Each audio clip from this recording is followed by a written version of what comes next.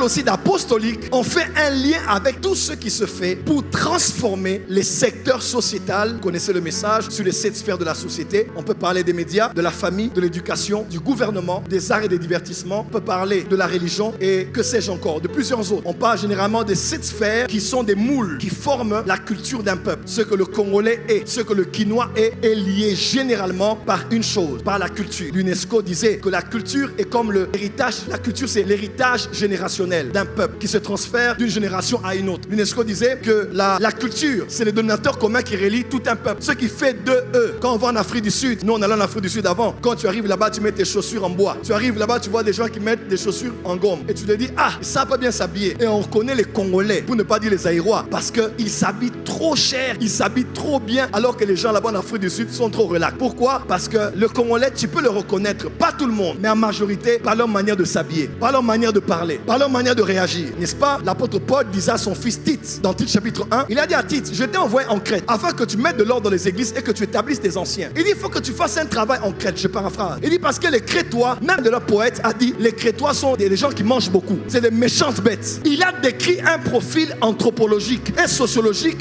de la population de Crète. Parce qu'un véritable apôtre ne connaît pas que la prédication. Un véritable apôtre doit connaître l'anthropologie et la sociologie. Il doit connaître les 4 traits caractériels d'un peuple pour pouvoir apporter la culture au-dessus de toutes les cultures qui est la culture du royaume.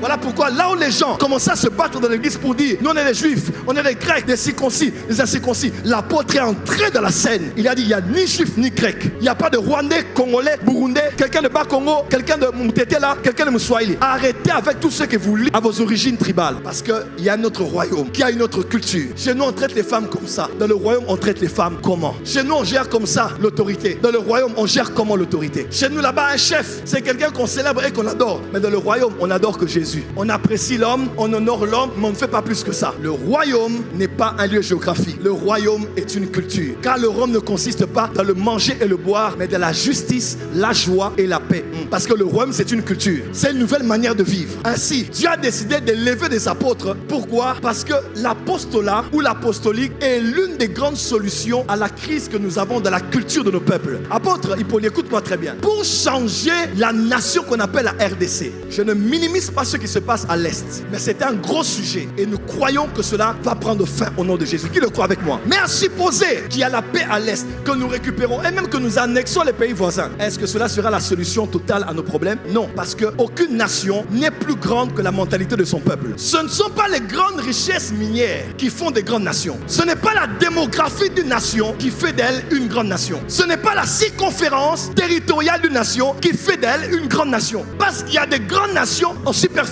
mais petites devant plusieurs qui ne sont pas si grandes, mais qui sont comptées parmi les nations qui décident sur le sort des nations. La RDC ne changera pas parce qu'on a beaucoup prié. La RDC commencera à changer quand on va commencer à changer de culture. Le problème de la RDC n'est pas un problème de la faune, de la flore, de l'eau, du climat, des tribus, des hommes, des femmes, de TikTok ou des réseaux sociaux. Le problème de la RDC, c'est un problème de culture. Prends TikTok, va à Montréal. Tu verras ce que TikTok te proposera comme profil dès que tu entres. Va en Chine, tu as le même TikTok, mais tu as notre TikTok. Les Chinois ont régulé ce qu'ils doivent présenter à vos enfants et à la population. Partout où vous amenez TikTok, le TikTok change en fonction de ce que l'élite a décidé de censurer et de présenter aux enfants et à la population. Aujourd'hui, quand tu entres au TikTok, tu es en RDC, tu as la chair de poule. Un live qui se fait, on met la photo de quelqu'un pour l'insulter. Un live qui se fait parce qu'il y a une femme qui va être là et qui va twerker. Un live qui se fait où une femme sera là pour montrer comment on fait les actes sexuels. Tu lui dis, mais je dors ou je ne dors pas? Le problème, c'est un problème